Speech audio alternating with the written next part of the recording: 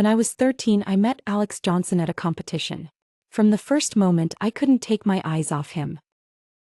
The lights in the arena cast a glow on his profile, illuminating his eyes, which were as clear as amber. He had a fair face and an elegant demeanor, unlike the other athletes. Who is that boy? At that time, although he was the same age as me, his skills were already impressive. In that competition, I only managed to secure the runner-up position in the women's singles, while he won the men's singles championship and was directly selected for the second team of the adult group. I went back and worked hard for 2 whole years, and finally at the age of 15 I won my first national championship and joined the second team. Finally, I can meet Alex again. But I soon learned that he had already been promoted to the first team at the beginning of the year. During training breaks I would see him occasionally. 2 years had only made his features more defined and refined. One day, after finishing a whole day of training, I overheard a few girls talking. Did you hear? Alex posted a picture with his girlfriend on his social media. Yeah, I heard that too. Apparently, the girl was his teammate from the provincial team. And she's a few years older than him. Every word they said felt like a needle piercing my heart. I kept my head down, packing my things, afraid someone would notice my tears. He already has a girlfriend. I had silently worked hard for years and he didn't even know who I was. Maybe it was just not meant to be. I tried to pull myself out of the sadness, focusing on playing well and training hard. Within a year, I made it to the first team through the internal round-robin competition. As soon as I joined the first team, I was sent abroad to compete with Emily, Taylor, and Alex. He was the only guy among us, and that was the first time he remembered my name. Hi there, you're new, right? What's your name? I'm your name. Nice to meet you, Alex. He was very responsible. During that competition, he took good care of Emily and me, both on and off the court, but he always maintained a certain distance. Most of the time he was on his phone and I would sneak a glance when he wasn't looking. He was usually chatting with his girlfriend. After the competition, I heard from my teammates that he had broken up. Did you hear? Alex broke up with his girlfriend. I started to pay attention to him again, often checking his social media, where he had been liking melancholic posts for months. Just when I thought he hadn't moved on from his first love, I often saw him getting close to different girls.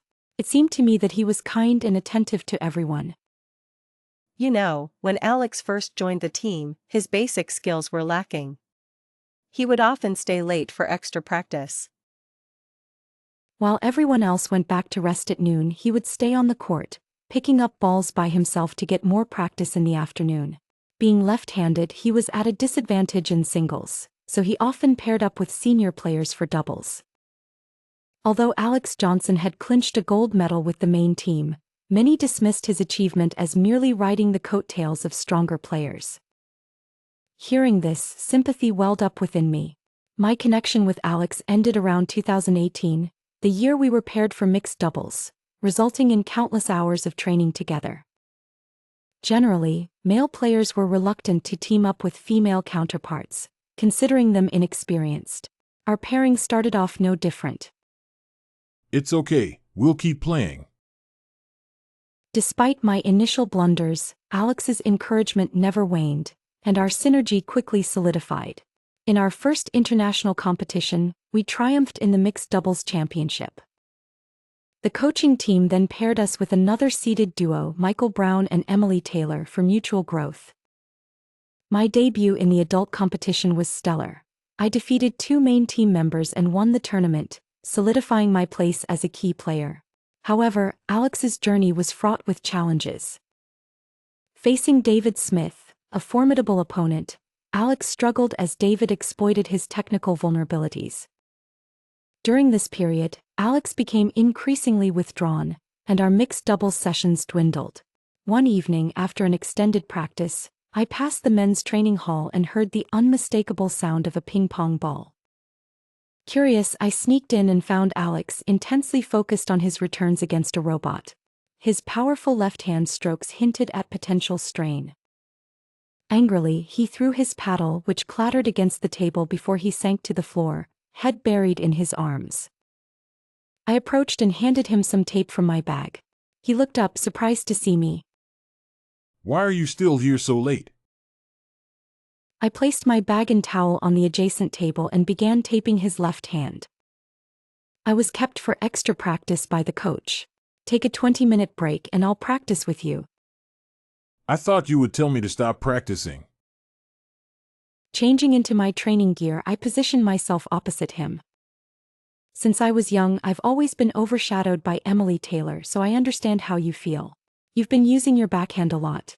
Let me serve to your forehand so you can get used to it. For the next hour, the sound of ping-pong echoed in the hall. I carefully moderated the speed and force of my serves to prevent Alex's left hand from tiring.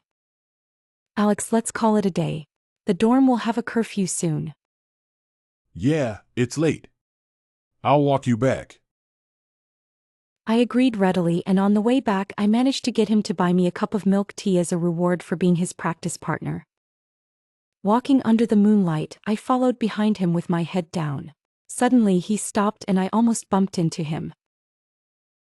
Sophia decided to head back after practice, but Alex had something on his mind.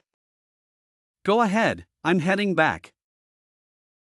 Alex, don't practice alone anymore. After training, let's do it together. Wouldn't that bother you? Sophia raised her cup of milk tea and shook it at him. Not at all.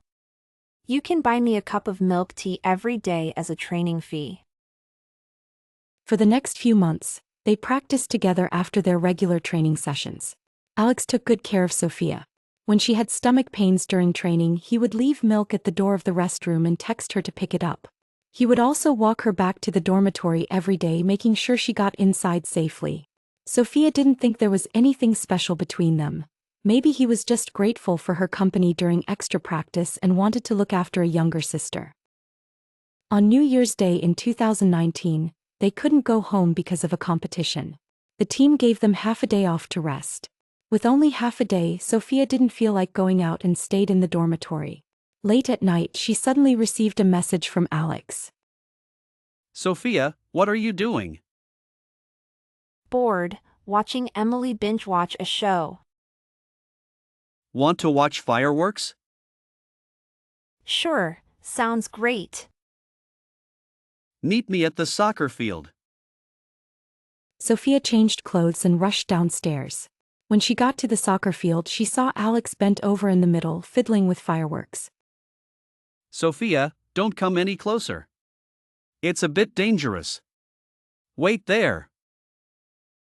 Alex, what's taking so long? Just a bit longer, almost ready. With a whoosh, a firework shot into the night sky, illuminating half of it with vibrant colors. Even though the brilliance was fleeting, people still risked everything for that moment of beauty. Alex ran towards Sophia from the dazzling fireworks, like a beam of light shining into her life. She couldn't hear his voice, but from his lips, it seemed he was counting down. 10, 9, 8, 7, 6, 5, 4.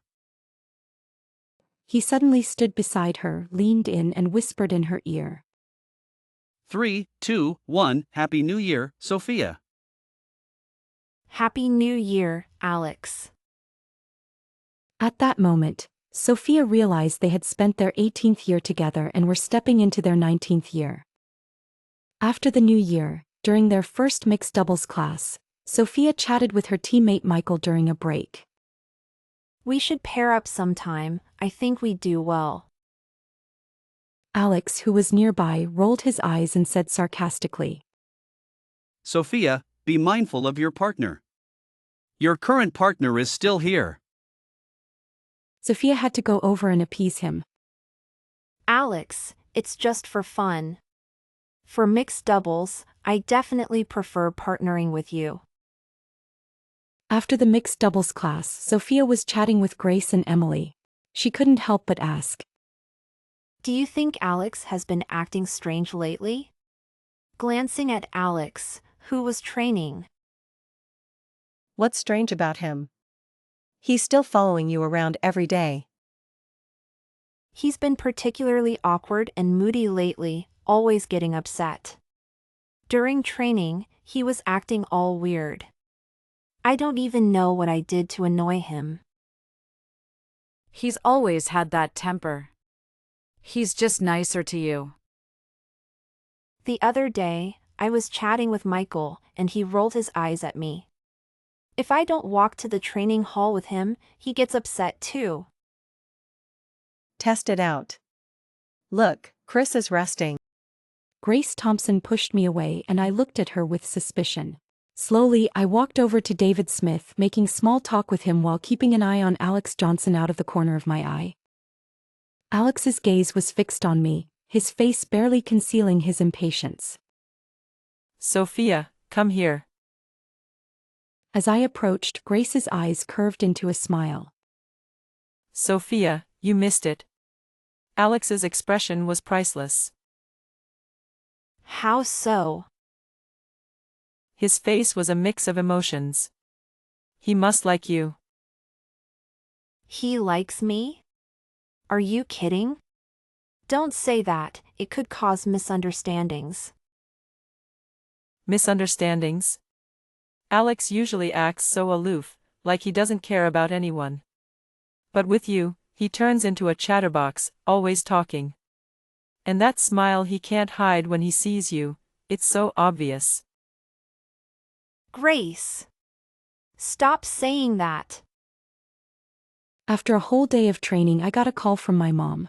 She said my cousin who was passing through Beijing had brought some things for me. She asked me to pick them up at the West Gate after training. I packed up and headed there. I texted Alex to let him know I had something to do and wouldn't be able to train with him today. My mom had sent a heavy load of stuff with my cousin. I struggled to carry it all back to the dorm. Sophia. Alex, what are you doing here? I told you to wait for me after training, didn't I? Huh? When? I didn't know. I took out my phone and saw his message asking me to wait for him. He noticed the heavy bags I was carrying. Never mind, I'll help you carry these. Alex reached out to take the bags from me, but I dodged his hand. No, people might get the wrong idea. Wrong idea about what? That you like me. Alex muttered to himself. It's not a misunderstanding. I didn't catch what he said. The next second, I felt his breath close to me and his kiss landed on my lips, making my eyes widen. The bags slipped from my hands in shock. What are you doing? Are you crazy? Sophia, I like you. Can't you feel it? Stop joking around, don't mess with me. Time holds many secrets, and some well-known secrets were suddenly revealed today. For the next few days, I deliberately avoided Alex. It was too awkward. I wasn't some stunning beauty with long legs. I never imagined my longtime crush would be reciprocated. My first reaction was avoidance. I'll just keep avoiding him for now.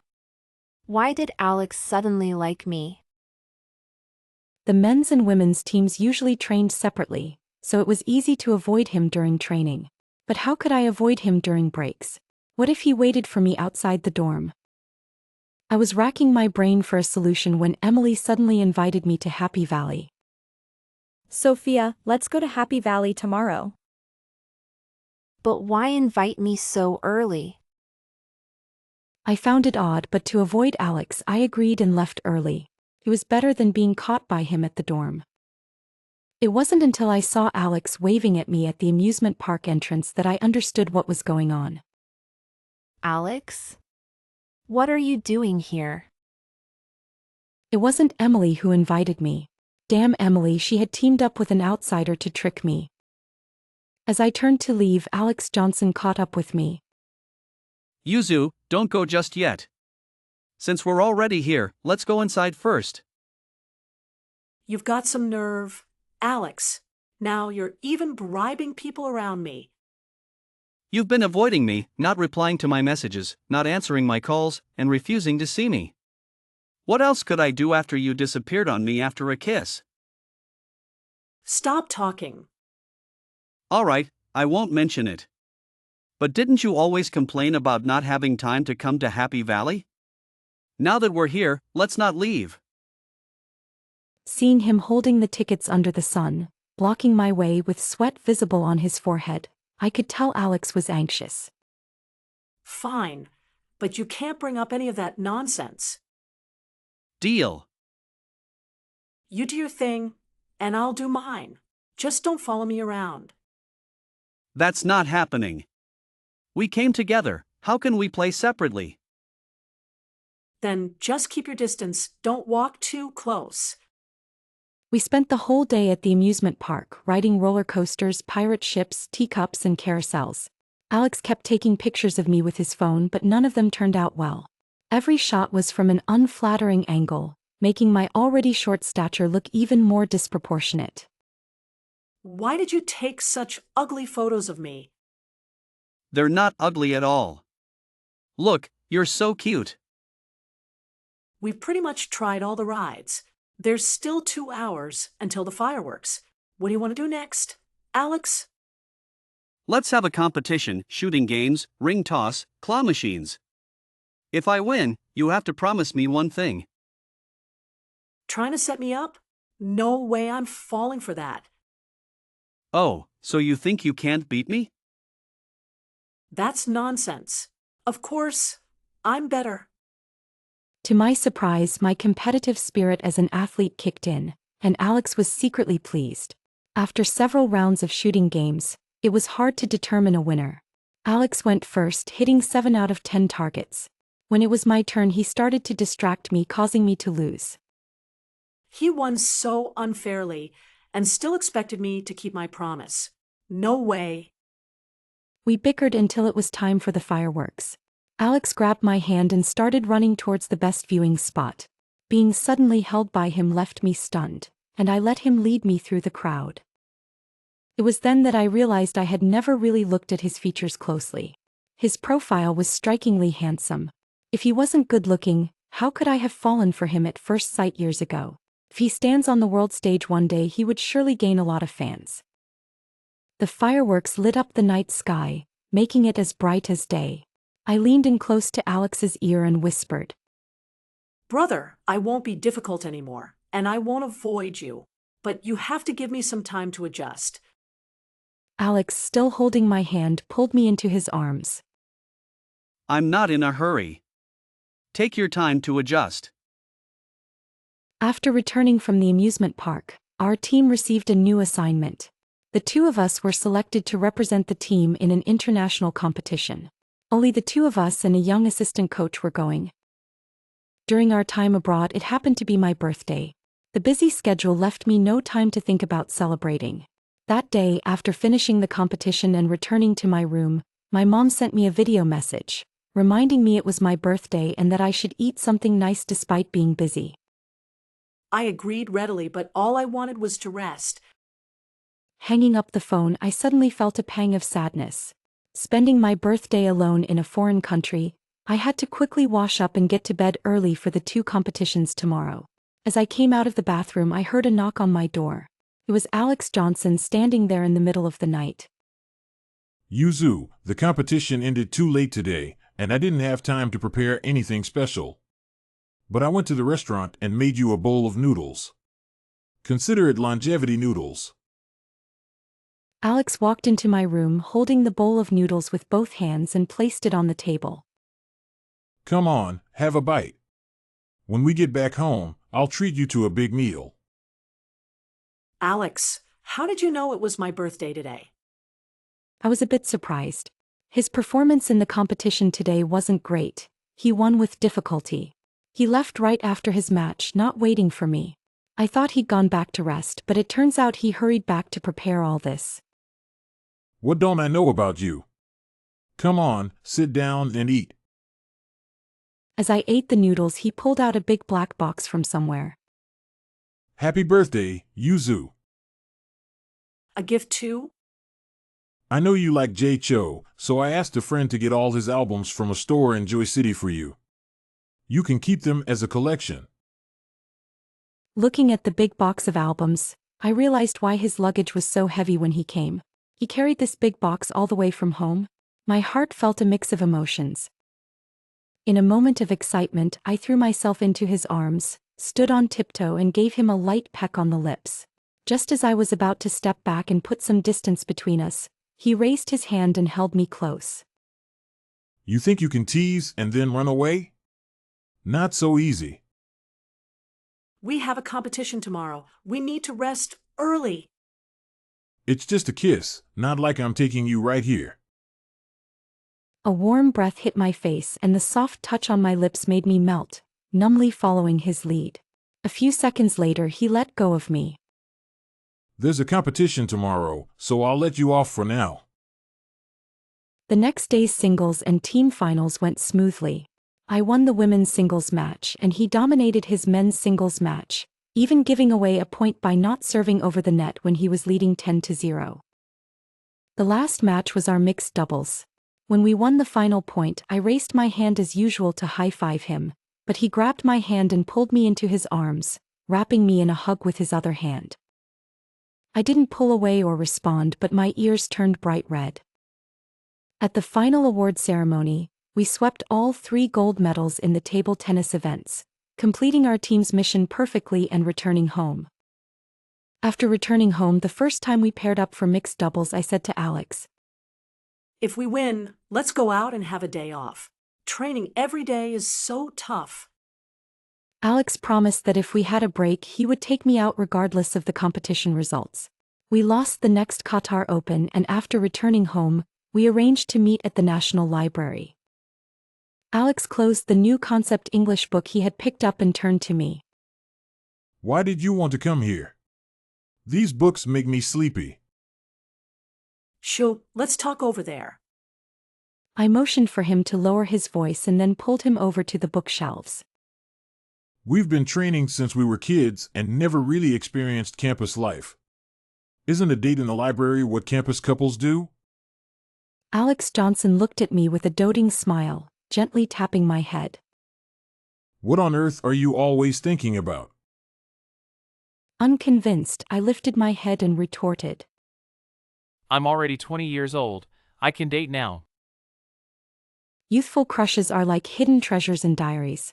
At 13, you might adore someone's white pullover sweater or a casual basketball shot that fills your entire adolescence.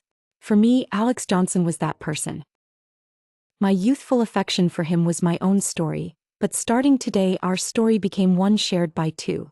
We accompanied each other through the most carefree times of our careers, aiming for the main positions, eager to win but unafraid of losing. We started from the same point but our paths of growth diverged in speed. I increasingly felt a distance growing between Alex and me. Our mixed doubles registrations were repeatedly cancelled, and his condition seemed off. He became easily irritable, though I could see he was trying hard not to affect me. But I couldn't ignore his changes.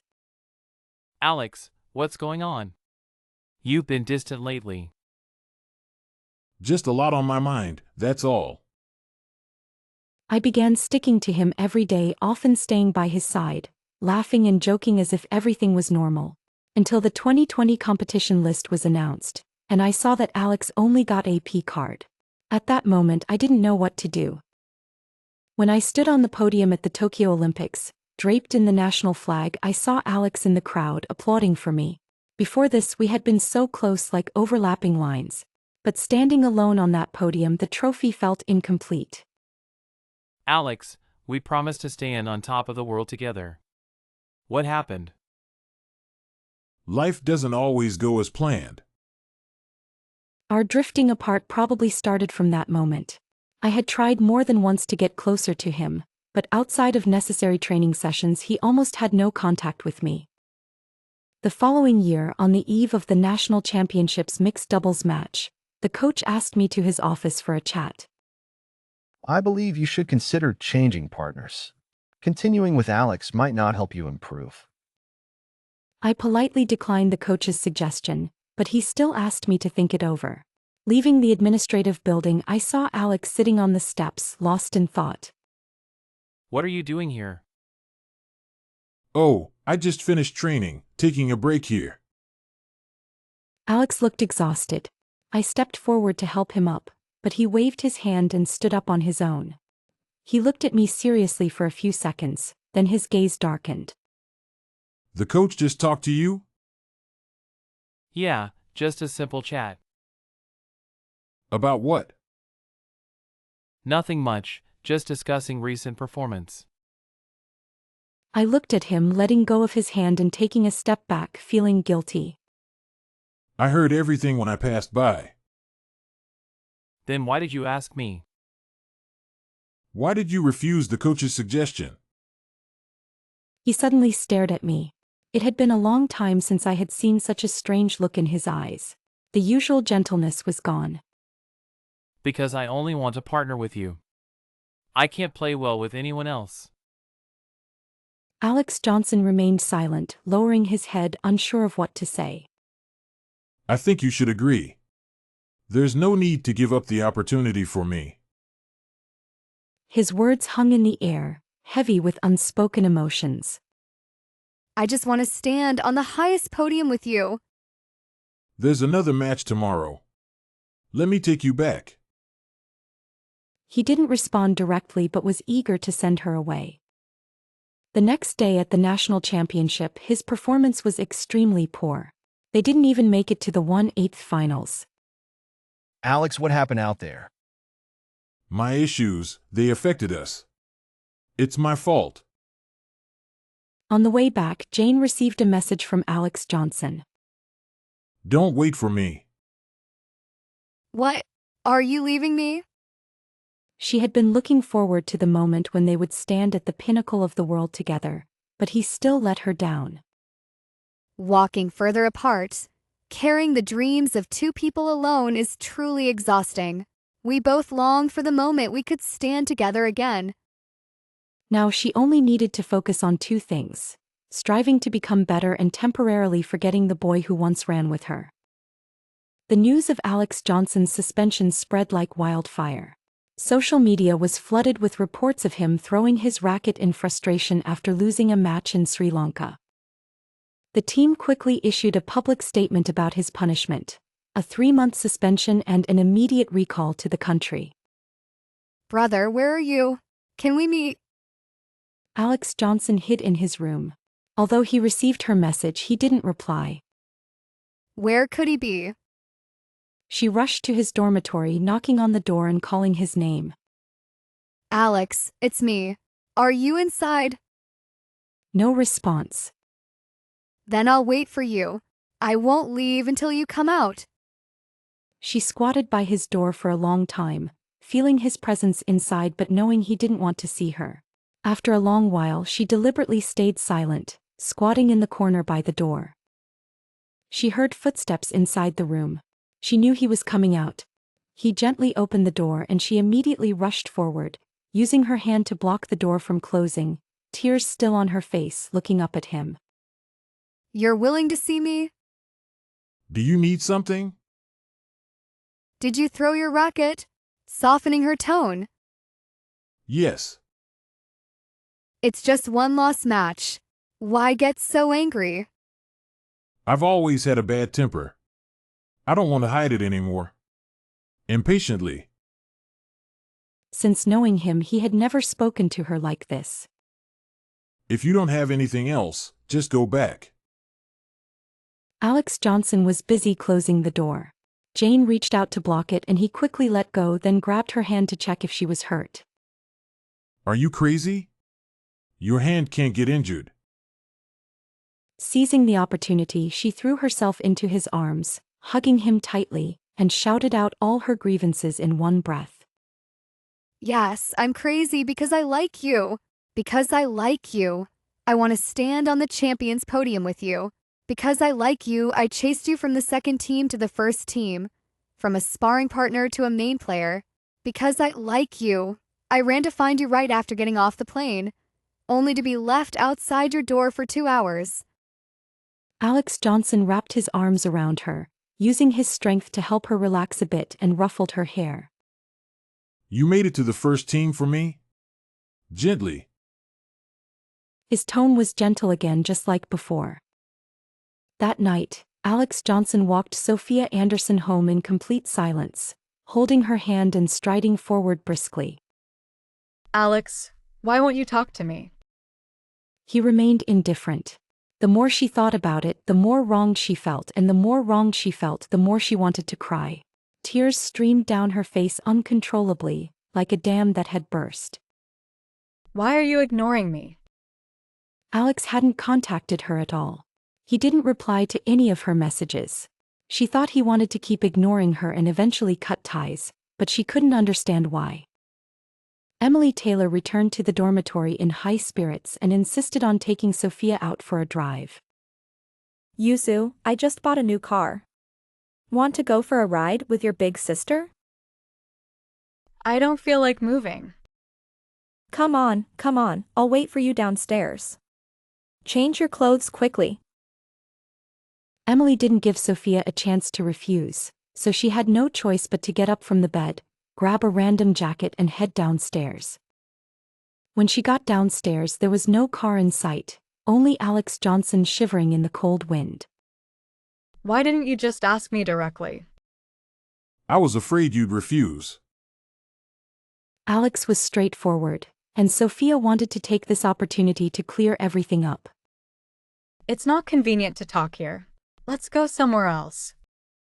Although he didn't respond, he followed her. She led him to the children's area in a nearby neighborhood, a place that was usually deserted at night. Sophia sat on a swing meant for kids and Alex sat down next to her. What do you want to say? I feel like I owe you an apology. I never realized you liked me for so long. Yuzu, I know you might not understand, but I've been quite a jerk. I understand that you're a jerk, and I completely agree. I don't know how to face you. I'm afraid you'll neglect your own achievements to be with me every day, but I'm like a dead weight you can't lift. I don't want to hold you back. Alex, do you think that whenever you need me, you can just beckon and I'll come running? And when you don't need me, I'll just leave quietly. Do you think you should control this rhythm? You know that's not what I mean. Then what do you mean? You think you're holding me back, so you ignore me? After all these years, you think you can just cut ties like that? Sophia Anderson. Alex. It was impossible to make sense of it. Her anger and his guilt were like two intertwining, explosive forces. Bringing up the past was like lighting a fuse, only making their argument more intense. I need to go back. I planned to leave alone. I didn't want to face all this. If I stayed, I might say something even more hurtful. All right, I'll take you home. A few days later, Emily Taylor and I went shopping together. Hey, look at this dress. Isn't it cute? I found a type of candy on the shelf and stared at it for a long time. Suddenly, I remembered that every time Alex Johnson went abroad for competitions, he loved to collect various candies and bring them back for me. That brand of fruit gummies was my favorite. Sophia, are you okay? You've been staring at that candy for a while. I looked at the candy for a long time without picking it up. I just stood there quietly staring at it for a long time. Come on, let's keep moving. I reluctantly left the shelf, pretending nothing had happened, and continued shopping with her. About half a month later, I returned to the store, this time without Emily Taylor. I picked up that bag of candy. Australia had been experiencing several days of rain, as if it had been washed clean. I had just gotten off the plane and looked around, realizing there was no one to help with my luggage. Previously, during competitions, there was always someone to take care of things. Now I had to rely on myself. Taking advantage of the time before training camp started, I decided to explore Australia on my own. Taxi. Where to, miss? Here's the address. About an hour out of Melbourne, I reached the Airbnb I had booked. The endless pastures on either side of the highway seemed to stretch to the horizon, merging with the blue sky. The small villages of the farmers far from the highway looked particularly tiny and adorable. This peaceful life was what I longed for. Miss, I'm sorry, but my car has a problem. I won't be able to take you all the way. What? What should I do now? I'm really sorry, really sorry, really sorry. The driver apologized repeatedly, and I couldn't bring myself to make things difficult for him. It was the rainy season in Australia, and soon the sky was painted with dark clouds and a heavy rain began to fall. I sat on the ground with my luggage, feeling incredibly unlucky. In frustration, I kicked a nearby haystack, sending grass flying onto the windshield of an approaching car. I felt a pang of guilt and regret, like a child caught doing something wrong. Why is it you? I knew you were coming to Australia, so I followed you. How did you know I was coming to Australia? It must have been that darn Emily Taylor. Come on, it's hard to catch a ride here. Once in the car, Alex Johnson handed me a towel, gesturing for me to dry off. The atmosphere in the car suddenly became awkwardly silent. Alex played some music. The melody was a bit sad, but the singer's voice was warm. The rain-washed road was spotlessly clean, though the grasslands beside it were still wet, as if dripping with water. Before long, we arrived at our destination. Sophia Anderson, are you still mad? No. Then, even if you're mad, can you at least talk to me? Does it matter? Yes, it does. Alex Johnson took my hand in my luggage and we walked towards the small farm together. From 18 to 21, my bittersweet years. His name was Alex Johnson.